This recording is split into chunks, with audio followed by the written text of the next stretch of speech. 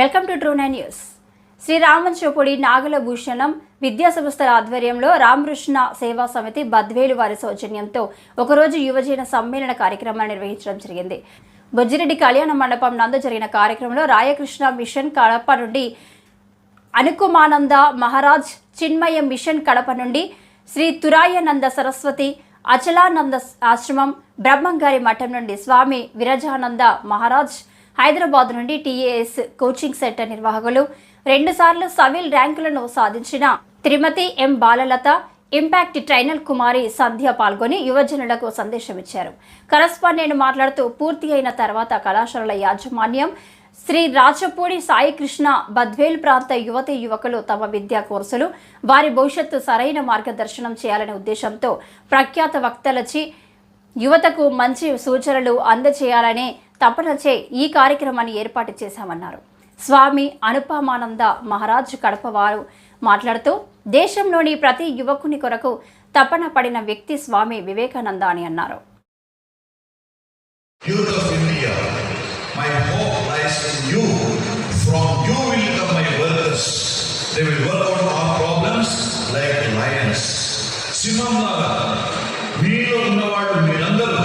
ఈ భారతదేశంలో అన్ని సమస్యలకు పరిష్కారం కనిపెడతారు, పరిష్కరిస్తారని స్వామి వివేకానంద ఎవరికి చెప్పారో భారతీయ యువతీ యువకులకు.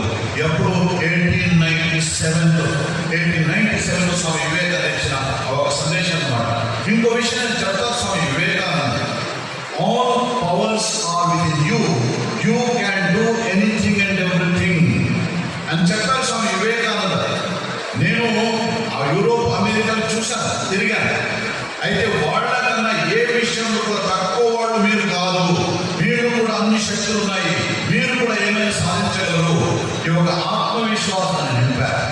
తరువాత యువతి యువకులకు స్వామి వివేకానంద ఒక విషయం చెప్పారన్నమాట.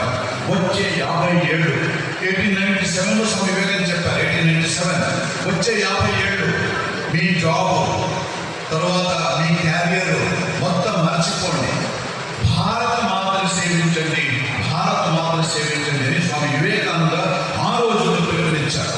50 ఏళ్ళు అంటే అర్థమైంది మీకు. 1947 భారతదేశం స్వతంత్రమైంది. ఆ 50 ఏళ్ళ తర్వాత భారతదేశం స్వతంత్రమైంది. అయితే స్వామి వివేకానంద భారత మాత సేవించమని యువకులు చెప్పాక అయితే ఏం చేయాలి? అప్పుడు స్వామి వివేకానంద చెప్పారు ఏంటంటే, అమెరికా వెళ్లే ముందు 4 సంవత్సరాలు కాలంలో భారతదేశంలో తిరిగాను. మనకి ఎన్నో సమస్యలు ఉన్నాయి. అయితే భారత సంస్కృతి, భారత ధర్మం ఇంకా చచ్చిపోలేదు, ఇంకా బ్రతికి ఉంది. ఈ అంశాన్ని నేను తెలుసుకున్నాను. అయితే సమస్య ఎక్కడ ఉంది? జనసామాన్యులకు విద్యలేదు. అందువలన ఏం చేయాలి? ఐరోప్య అమెరికా దేశాలను తిరుగుతున్నప్పుడు నేను చూశాను, అక్కడ వాళ్ళ యొక్క సంపదలు, సదుపాయాలు వాళ్ళని చూసిన తర్వాత, మన భారతదేశంలో ఉన్న పేదరిక ఇవన్నీ చూసిన తర్వాత తేడా ఎక్కడ ఉంటుంది అని ఆలోచించాను. I thought about what is the difference, what made the difference. అప్పుడు స్వామి వివేకానంద చెప్పారు, వాళ్ళకి ప్రతి ఒక్కరికి కూడా మంచి విద్య అందుతుంది కనుక వాళ్ళు ఆ స్థాయిలో ఉన్నారు. మనకి విద్య అందరూ కారణం ఏమిటంటే మీ అందరికీ తెలుసు, మన భారతదేశంలో యువ జనతకి ఆదర్శంగా స్వామి వివేకానంద తీసుకున్నారు. Swami Vivekananda is the role model for the youth of India. దానికి కారణం ఏమిటంటే ఒకప్పుడు భారతీయ యువత ఎలా ఉపయోగించాలో తెలియకుండా యువశక్తి అనేది దేశ ప్రయోజనానికి రాకుండా ఉన్నప్పుడు, ఇలాంటప్పుడు వీళ్ళకి ఒక ఆదర్శాన్ని ఇవ్వాలి అనే ఉద్దేశంతో మన భారతదేశ ప్రభుత్వం ఆ రోజుల్లో 1984లో డిసైడ్ చేశారన్నమాట. 1985 నుంచి నేషనల్ యూత్ డే జరుపుకోవడం జరుగుతుంది భారతదేశంలో. యూత్ డే డేట్ ఏమిటంటే 12 జనవరి. అయితే దురదృష్టం ఏమిటంటే మన ఆంధ్రప్రదేశ్లో అప్పుడే పొంగల్ సెలవు వస్తుంది, సంక్రాంతి సెలవు. కనుక యువతకి కావలసిన ప్రోగ్రామ్ చేసుకోవాలంటే ఏదైనా కాలేజీలో ఏమండి అంటే సెలవు అని చెప్పేస్తామన్నమాట. అది ఎలాగైనా సరే ఒక విషయం మాత్రం మనం సరిగ్గా గుర్తుంచుకోవాలి ఏంటంటే యువకులు పాలిస్తున్నప్పుడు తర్వాత బ్రిటిషులు పాలిస్తున్నప్పుడు పరిస్థితి ఎలా ఉండేదంటే బయట నుంచి ఎవరు వస్తారు, మనల్ని పాలిస్తారు, వాళ్ళ పాలనే మనకి ప్రత్యేకంగా బ్రిటిష్ వాళ్ళు వచ్చినప్పుడు రేపు ఎవరిని పెడుతున్నారు కనుక ఈ దేశ బాగోగుల కోసం వాళ్ళే మంచివాళ్ళు అని చెప్పే పరిస్థితి మన భారత వాసులు ఉందన్నమాట. ఆ సమయంలో స్వామి వివేకానంద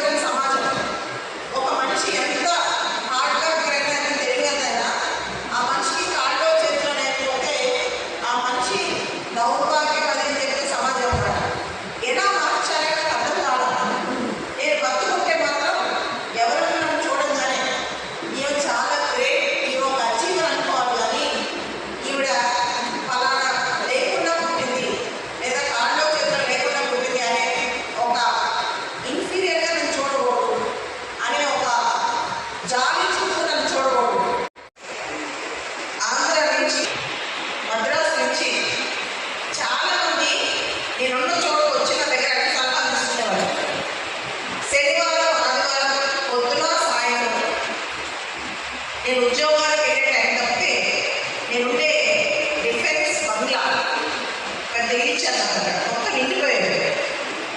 అక్కడే వచ్చి కూర్చునేవాళ్ళు, అక్కడే తింటాం, అక్కడే మా హాల్ చాలా పెద్ద ఉంది, అక్కడే పడుకోవడం అంతా లేదు. సో అట్లా చెన్నైలో నేను ఎవరికైనా చెప్పాను వాళ్ళకు కూడా ర్యాంకులు వచ్చాయి. నేను ఒక చిన్న చిన్న వ్యక్తిత్వాలు చెప్పాను. చిన్న కొన్ని ఆఫీసెస్ అభిప్రాయాలు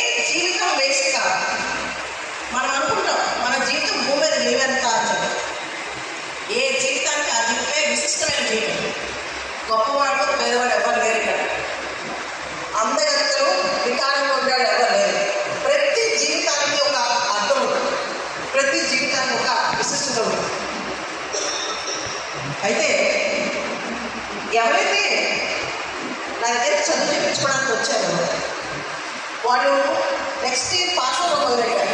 స్టూడెంట్స్ అందరికీ నా నమస్కారం. ఈరోజు నాగభూషణ డిగ్రీ కాలేజ్ తర్వాత రామకృష్ణ సేవా సమితి పదివేలు వాళ్ళ తరఫున యువజన సదస్సు పెట్టడం ఎంతో సంతోషంగా ఉంది. సంవత్సరం నుంచి అడగకుండా ఈరోజు మనకు మేడం గారు రావడం మనకు ఎంతో అదృష్టదాయకం. గతంలో అనేక సార్లు అనేక ఐఏఎస్ అకాడమీ కోచింగ్ డైరెక్టర్లు కూడా నేను హైదరాబాద్లో అడగడం జరిగింది, ఒక్కసారి మా ప్రాంతానికి రమ్మని. కానీ అనేక కారణాల చేత కుదరలేదు, వాళ్ళు పోస్ట్పోన్ చేయడం రకరకాల. కానీ మేడం అడగగానే ఒప్పుకున్నారు. దానికి కారణం ఏంటంటే మన కళాశాల పూలపెట్టి విద్యార్థి Sakshi Hyderabad education desk incharge ఒక్కరు నిశ్శబ్దంగా ఉండి ఇక్కడ మొత్తం చెప్పే ప్రతి విషయాన్ని మనం ఆవకలింపు అర్థం చేసుకొని ముందుకు సాగిన పెద్దలందరికీ హృదయపూర్వక ధన్యవాదాలు, నమస్కారాలు తెలుపుకుంటూ సెలవు తీసుకుంటాను. Thank you.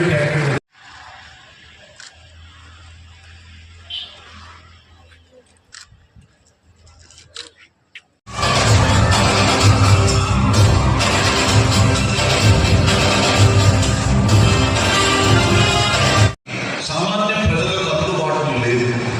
అందువలనే జనసామాన్యంలో ఏముంది? అక్షరాస్యత లేకపోవడము, విద్యాభ్యాసం లేకపోవడము, దీని వలన అజ్ఞానము, దీని వలన మూఢనమ్మకము, దీని వలన పేదరికము, ఇవన్నీ స్వామి వివేకానంద పెళ్ళారు చూశారు. చూసిన తర్వాత స్వామి వివేకానంద ఏడ్చారు. ఎందుకు ఏడ్చారు? ఓ భారతదేశమా, ఒకప్పుడు ప్రపంచంలో అత్యున్నతమైన దేశంగా ఎదిగిన నువ్వు ఈరోజు ఈ పరిస్థితి ఎందుకు వచ్చింది?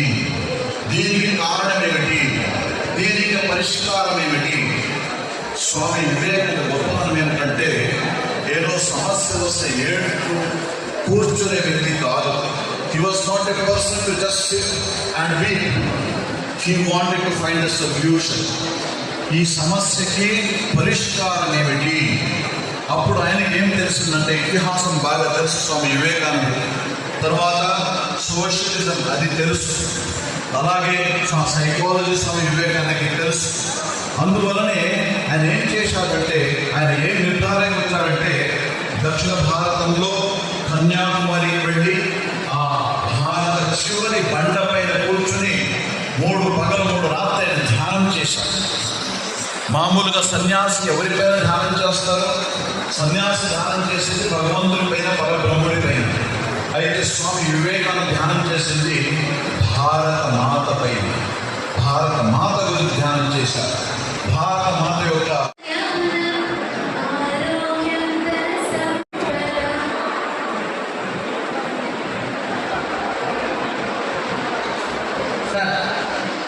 Maripur Government Junior College, Hanmantrao sir, please. Hanmantrao sir, please come to the dais sir. Shivasankar sir, government teacher from Badvel, please come to the dais sir.